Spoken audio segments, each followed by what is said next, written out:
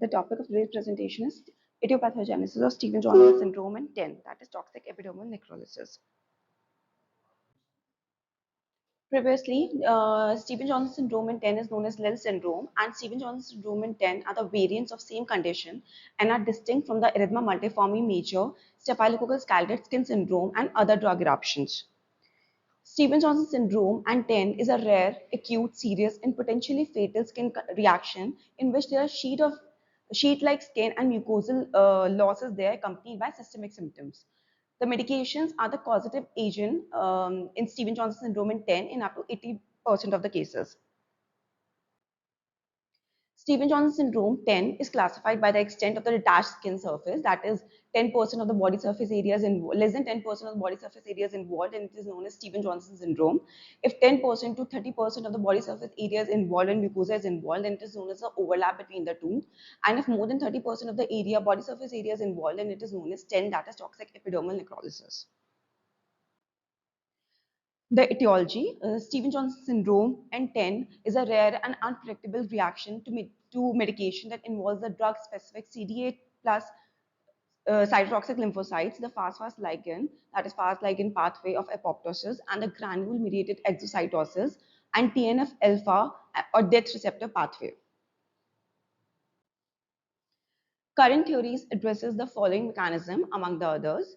First is the granulysin that is found in the cytotoxic granules is the main cause of keratinocyte apoptosis. Next is the fast ligand expressed on the activated cytotoxic T cells that can destroy the keratinocytes via the production of intracellular caspases. Third is the cytotoxic T cells, exocytose, perforin, and granzyme B, which create the channels in the target cell membrane, activating the caspases that is present intracellularly. Then the TNF-alpha may cause apoptosis or protect from it. Then there are other mediators such as nitrous oxide induced by TNF-alpha and interferon alpha may stimulate the caspases. The epidemiology, Stevens-Johnson syndrome in 10 is estimated to affect 2 to 7 per million people each year.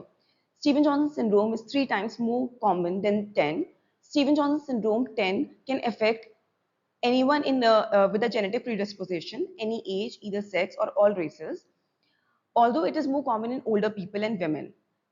It is much more likely to occur in people infected with HIV, with an estimated incidence of 1 per 1,000. Numerous medications are also causative agents that are reported to trigger Stevens-Johnson syndrome in 10. Stevens-Johnson syndrome in 10 are rarely associated with the vaccination and infections such as mycoplasma, cytomegalovirus, and dengue.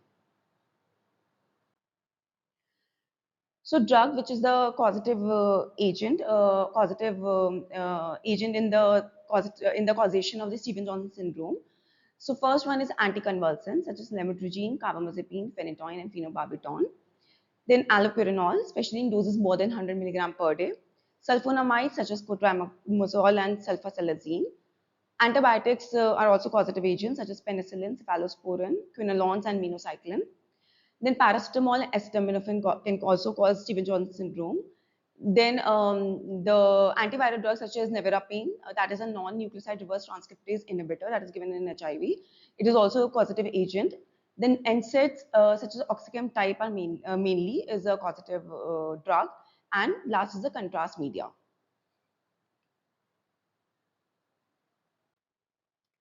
There's also genetic predisposition that can cause Stevens-Johnson syndrome and 10, that is HLA allotypes that can lead to increased risk of Stevens-Johnson in 10 when exposed to aromatic anticonvulsants and allopurinol. Family members of a patient with Stevens-Johnson syndrome in 10 should be advised that they are at risk of developing the disease and should be cautious about taking any medication associated with the disease.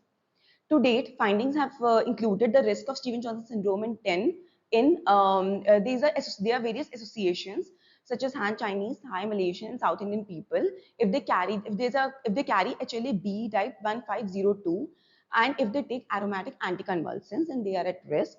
And Han Chinese, if they carry HLA-B 5801 and take allopurinol, then they are at the increased risk of developing Stevens-Johnson syndrome in 10. Then Europeans, if they carry HLA-B 5701 and take abacavir, or if they carry HLA 3101 and take carbamazepine, then they are at increased risk of developing such disease. Coming to pathophysiology of Stevens-Johnson syndrome in 10, the initial step is necrolysis, that may be the interaction binding of a drug associated antigen or metabolite with a major histocompatibility complex type 1 or cellular peptide to form an immunogenic compound. The exact mechanism is speculative. Stevens-Johnson syndrome in 10 is T cell mediated. CD8 plus T cells are present in the blister fluid and may induce the keratinocyte apoptosis. Other cells of the innate immune system also play a role. There are CD40 ligand cells that are also present and may induce the release of TNF alpha, some mediators such as TNF alpha, nitrous oxide, interleukin 8, and cell adhesion antibodies. TNF alpha also induces apoptosis of the cells. Both T helper 1 and T helper 2 cytokines are present.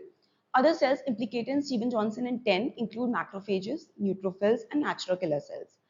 The pharmacologic interaction of drugs with the immune system could result in the binding of the responsible drug to major histocompatibility 1 and the T cell receptor.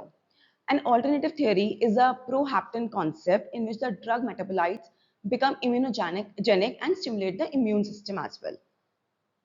Thank you.